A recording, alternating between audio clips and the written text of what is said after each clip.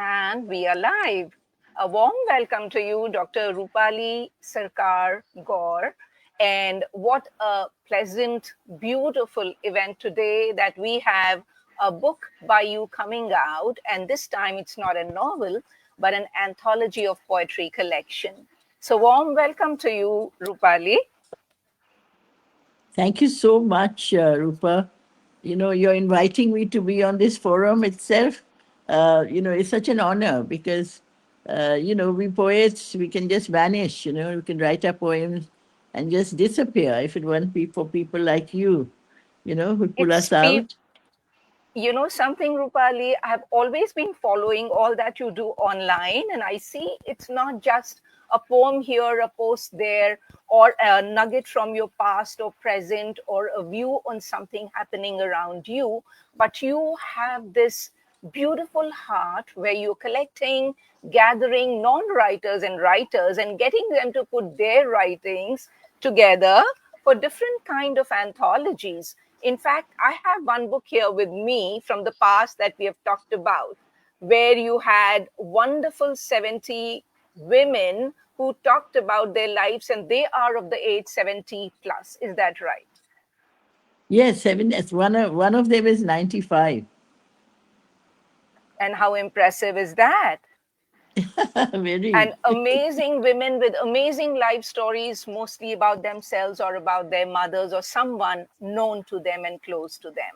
Yeah, my purpose, Rupa, in bringing out this particular book, which I'm very proud of, but somehow, I need to get them into libraries, because they can be gender studies. Mhm. Women, who are in the 90s, let's say, they got highly educated women. They were professional, doctors, teachers, lawyers, and how did they get to doing all that in a time when women were in parda, and they were not really allowed to go out and do things. So who encouraged them? And then the partition took place, and so many people were displaced and dislocated. Still, it's the women who are recorded in that book who did so much, and I really wanted to know their story. So I didn't want to know their personal life, I wanted to know their educational journey, Right. And and their amongst many profession. anthologies, that was one of them. And also, we have a novel by you, which was a beautiful rendition about two sisters. That's you and your sister, who is heaven bound now, but someone who plays a very big role in this book. You and she feature in this book, and we talked about that the last time we met. Yes, thank you. Yes, thank you so much because that took a long time. It's a memoir also, but it's also a history. It's a post-colonial history, and it really tells you what it was like, on the turn of the century.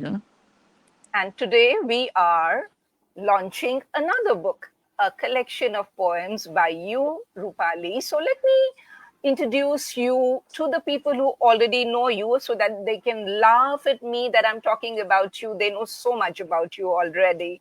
So you want to hold up your beautiful new book, Astar Kali, Do You See the Stars? I see the book. Congratulations on your beautiful book. And I'm so excited that we are here together again to talk about your new literary baby, your poetry anthology. So Thank you so much. you, Dr. Roopali Sircar Gaur, your poetry is archived in the Stanford University Pandemic Digital Library and in the Bath University's Transnational Project. And you are, let's actually go back to what all you've done in the past also. So you are a poet, novelist, author, editor, reviewer, academic and social justice activist, and you've taught English at Sri Venkateswara College, Delhi University, and creative writing at IGNOU. You hold a PhD from JNTU and a degree in education from Usmania, and you've graduated from the prestigious Mount Carmel College in Bangalore. You are an editor and mentor at Different Truths, one of my alma maters, if I may say that. and AWS, Aspiring Writer Society, where I was with the co founder and I was there for some time. And you are with the Fertile Brains. You have co authored 14 poetry anthologies, latest being a significant collection of memoirs, which we just held up, of Indian women above 70 years of age. Your poetry is deeply concerned with social issues, human behavior. Your book, Twice Colonized Women in African Literature, published in 1995, is a seminal book on the subject, and you are published in peer reviewed journals. You've presented papers in national, international forums, including Homerton College, Cambridge University, Carleton University, Canada, Germany, and in United States. Your solo book now, Astar Kali, Do You See the Stars, is being launched today. Congratulations. Do tell me, how did you come up with the beautiful, unusual title? What is behind it? You know, I kept writing poetry, and it was all over the place, and they were all going into anthologies and, being widely published because friends were bringing out anthologies.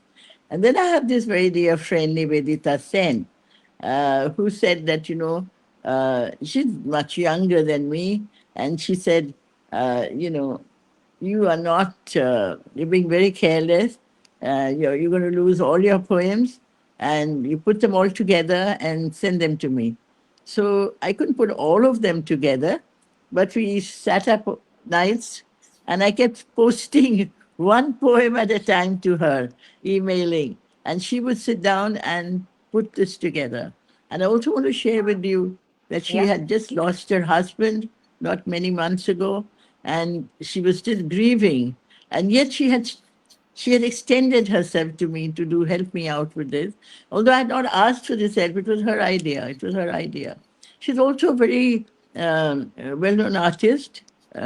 She's exhibited all over the world and in Mm-hmm. many places, especially in Argentina and so on and so forth.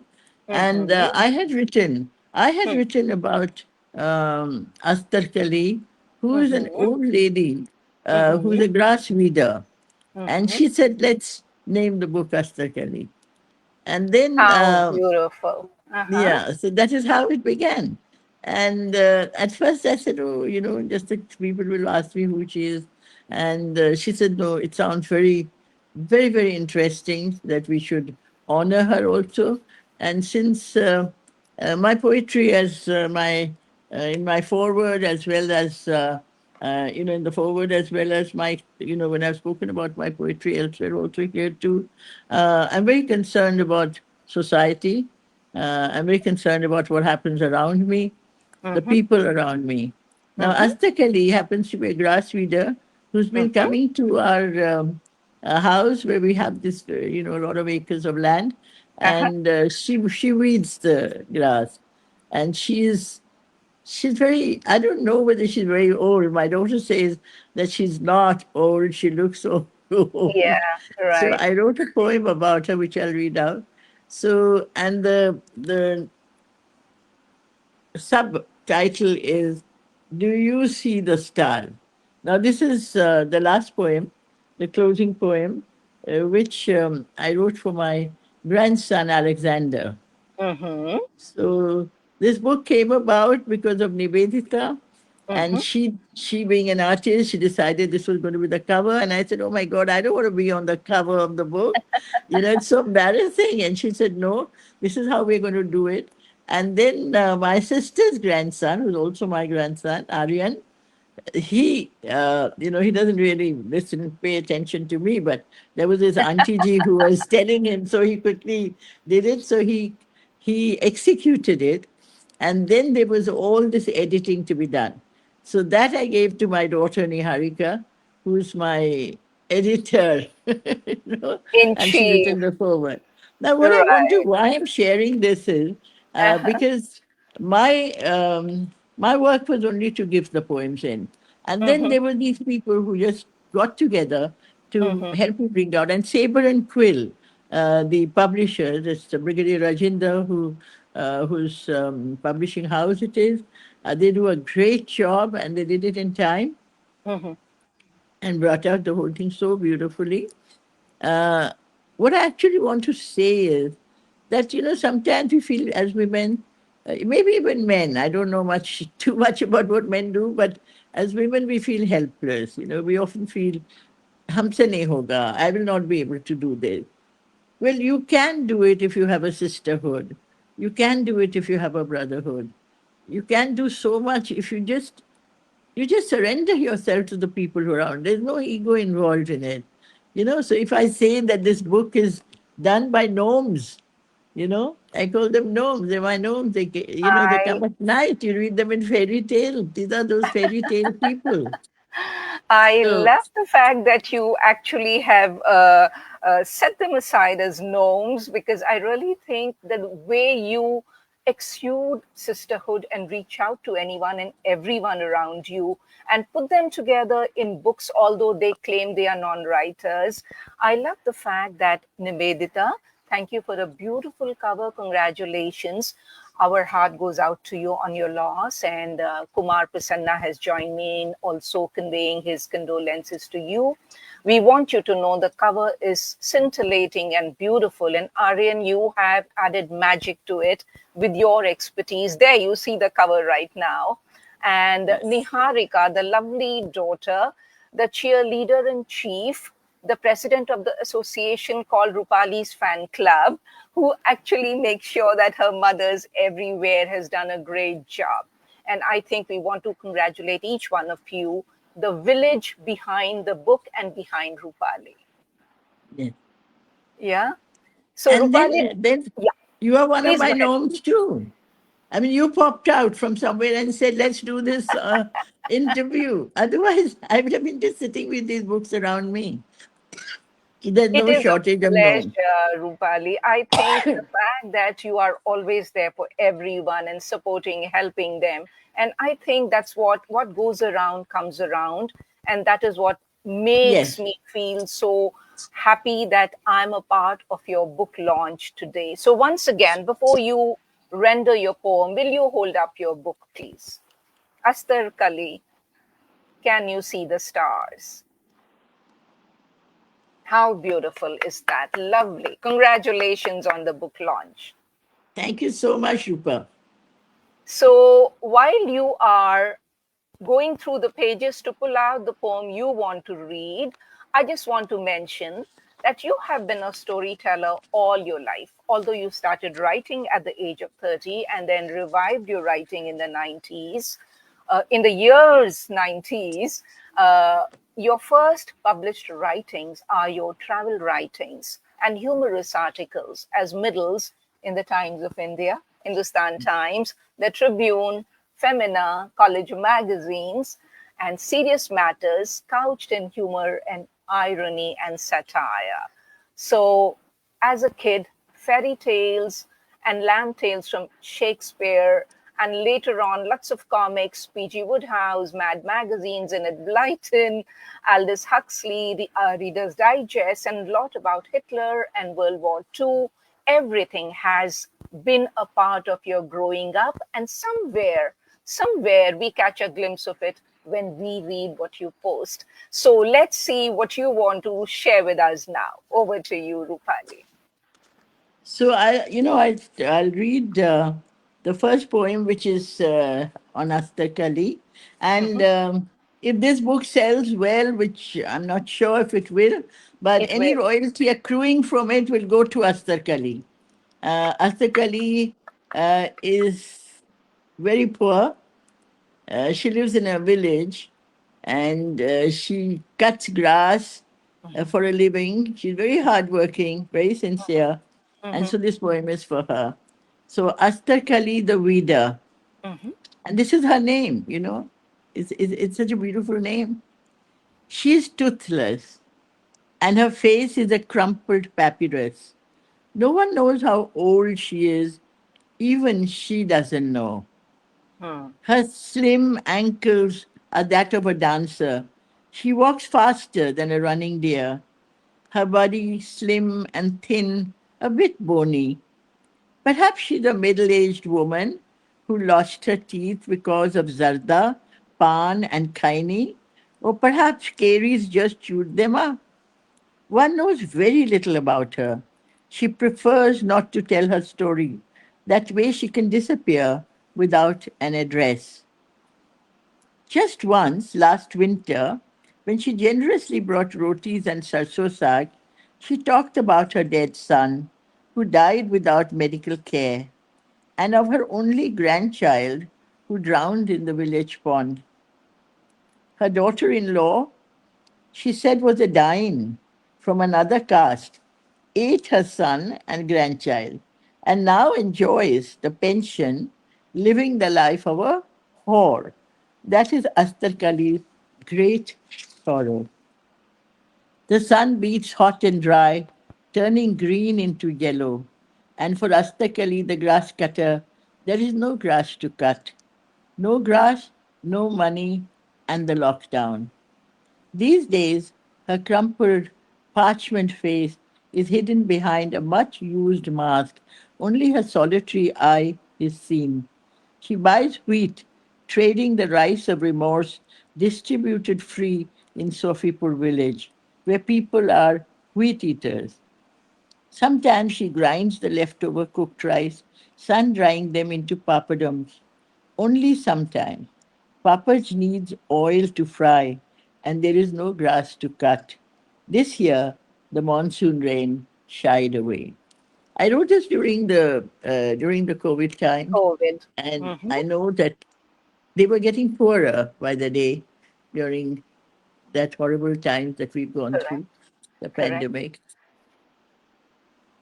You have mentioned writing is your lifeline. So tell me, Rupali, how does Rupali write? When does she find time to write? When she's running around between anthologies, editing, socializing, trying to support different friends and strangers and people around her? How does she find time to write?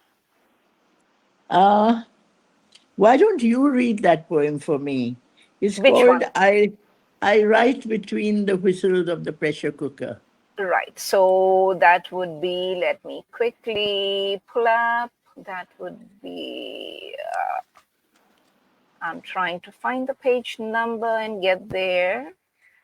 I,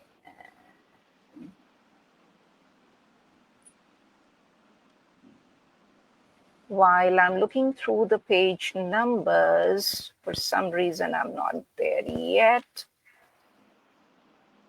Now, I seem to have missed that page number. If you can help me with that, I want to share Yeah, I'm one that trying to says, I find have it never too. felt so lonely. Okay.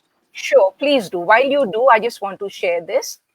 Would you hold a second? I think I just quickly need to make sure that we don't go offline. Just 1 second, please. While pulling up, I will just quickly take a second.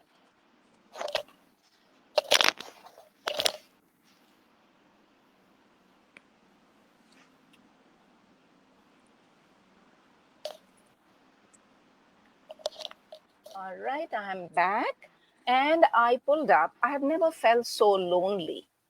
So, Rupali, this is a beautiful poem that touched me.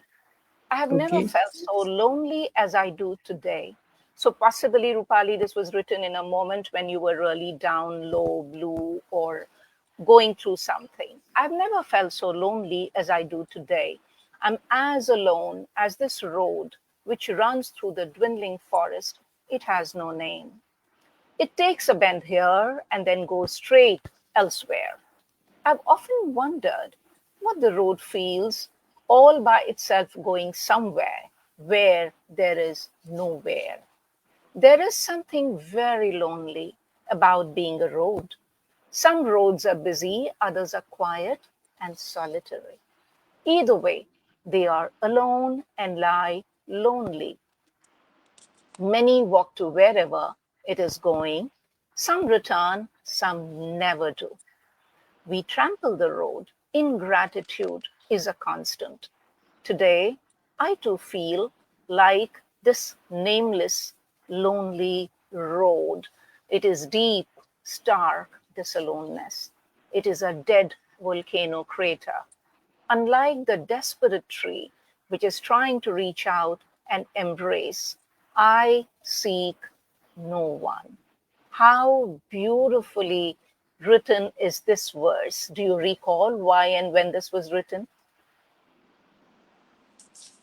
I think it was a prompt of a very lonely road Mm-hmm. that somebody had put up, and I often wondered that nobody thinks of the road. Everybody's walking, Correct. and how lonely the road is. So something in me, resonated with that road. There are times that deep down inside us, all of us, Mm-hmm. uh, are searching for something. And that loneliness, we don't know what it is, but I think it's the soul searching for the oversoul, Mm-hmm. the Atma searching for the Paramatma. The quest is what does come Yes. across in this very beautiful poem, and it caught my attention, and hence I had set it aside to share this with the rest of us here. So while you are pulling up to see what you want to read next, let me see Okay, so who we I could read the last poem that is also written during the COVID time, have. Hmm. and this is called "Where Do I See the Stars?" You Hmm. ask. Hmm. It's a dialogue between a grandmother and her grandson. Hmm. Once it was in the hours of the night that I had glimpsed the stars, clear pieces of shining crystal, like a beauteous chandelier hanging from the ink blue sky, myriads of twinkling drops of light. It was summer then. Now, in the winter of my discontent, I cower fearfully. The night is darker now, and the stars are out of sight.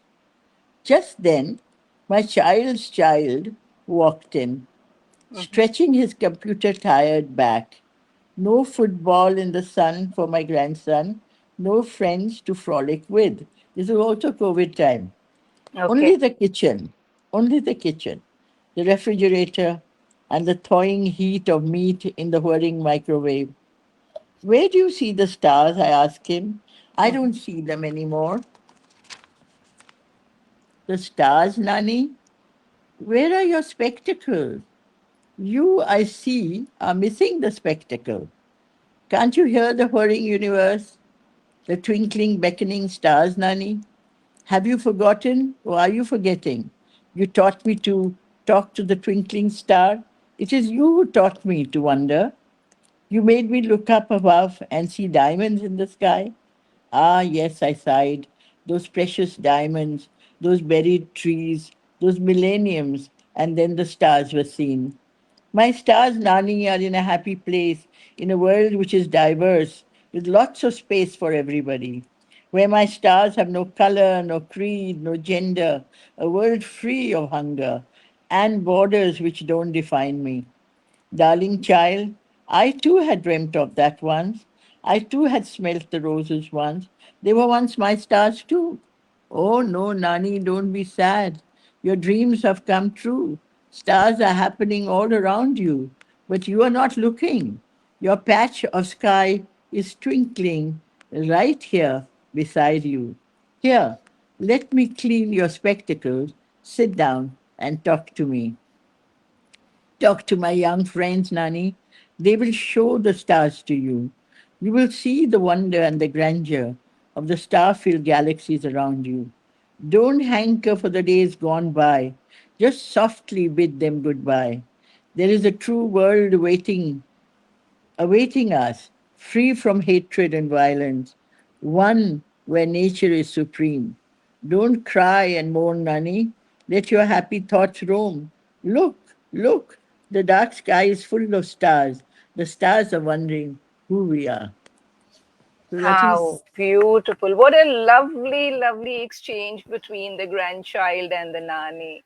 And we have Kumar Prasanna, Garima, who've been with us from the beginning. We have Anita Panda, we have Anshu. Thank you so much for joining us and your lovely comments. Rupali, you need to connect with them later and respond to the comments. They are writing such lovely words for you and for your poems. So Rupali, has started who had started writing about her travels. I recall once long time back, there was a post about her trip to Paris and how with so many mishaps and events and missteps, how she found her way around. And that's when I fell in love with Rupali. And then I interacted with her. I've spent some time over the last couple of years interacting with her. She's a wonderful, warm, caring, compassionate soul. Whoever reaches out to her, she has something to give and share with them. So, Rupali, what is next for you? What am I going to be doing next? In your Uh, writing or otherwise, what are your dreams and plans? my dreams, I don't have many dreams, but I Okay. do want to put together, my travel writing into a book. And there are a lot of poems, on nature. I wrote poems for children. I wrote poems in Hindi, you know, and so I want to put them into books only because they won't get lost that way. Correct. Very Because true. somehow books are found, somebody will find a book. But otherwise, and then I have a manuscript of a novel that I wrote some years back, and it's all ready. Mhm. Uh, but I'm a bit shy to publish it because Why? Now unlike you unlike have two unlike solo Porridge books. and I, it's a very Uh-huh. adult sort of novel which has a lot of sex and a lot of men and women in it. And All so I, right. and I've been behaving like a Victorian woman and not wanting to publish it. But I Really? think maybe I do that. So that's it. But I'm also very concerned about, putting, as you said, that it's not something that is being generous. I think it's very important. Just as you reached out to me, you sent me a message and said, let's do this program. So you're helping me, to talk about a book that would otherwise be just lying around maybe on my table.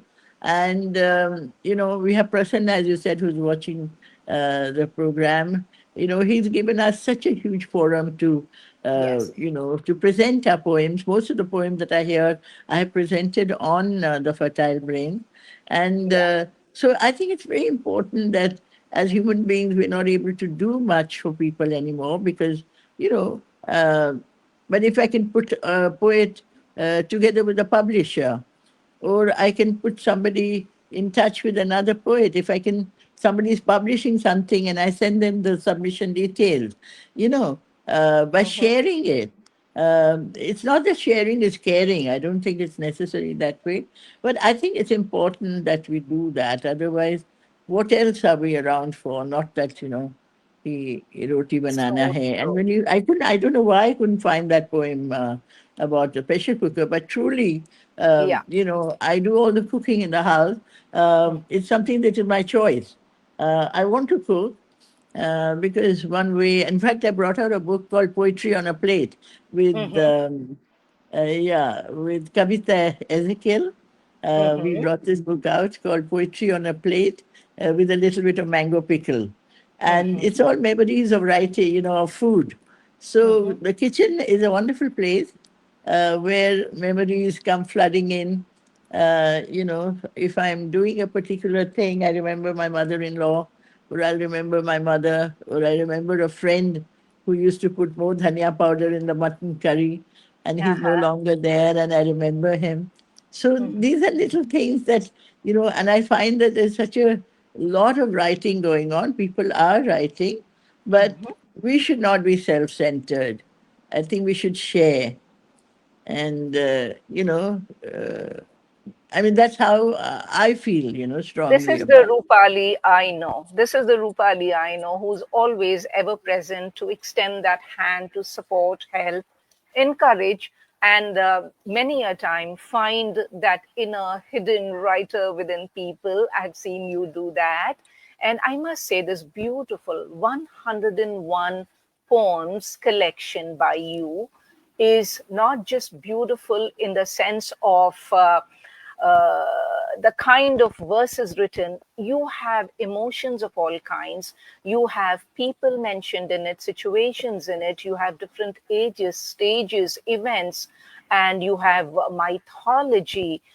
You have versed into your beautiful poetry all kind of thoughts and hues which are presented here today in 101 poems and 155 pages. So tell me, how did this work, which was supported by Nivedita so much, where you sent one poem at a time to her, how long did it take you? And when you look back, what could you have done differently, you think? It didn't take very long because the poems are all over, in my phone, in the notes, and so on. And sometimes she would get very irritated with me because she's a perfectionist and she's an artist. And she'd say, you're sending it to me. This is the second time you sent me the same poem, and so on and Correct. so forth. But she'd sit up the whole night. I'm so, for me, this book is a book of gratitude. I'm extremely grateful because if anybody says you brought out a book, I said, no, I haven't. My nose have brought out this book. And uh, I owe it to three people specifically and more people around me. My family encourages me to write. They listen to me when I read out. I often catch hold of my husband when he's passing by and say, "I've written a poem. Listen to this," and he will listen. Yeah, he does listen, and he'll tell me that this is. I think you could remove that line. It's too radical, or. So I just wanted to read this, because I'm also. Great. I used to be, I feel very strongly about women, and I feel very strongly about the way women are depicted in mythologies across the world, not Mm-hmm. just in India, Mm-hmm. mythology. This is on Surpanakha. Okay. Surpanakha is somebody we all know was this woman who expressed desire. Now, women expressing desire are seen as wicked women, demoniac women because we are not expected to do that. And even the best of men, Uttam Purush Ram, Mm-hmm. Lakshman, they are the Mm-hmm. ones who actually disable her. They Mm-hmm. cut off her nose because she Right. expresses her love. So Mm-hmm. this is Surpanakha, the demon of desire. Mm-hmm. For you alone, the roasted yams and the lentils. She was a widow, and therefore she was not expected to show any love or desire. Desire. Yes. So for you alone, the roasted yams and lentils, you have eaten enough. Have you not eaten your husband, our prince Vidyut Jiva? Should you not have jumped into the fire of sandalwood and fire?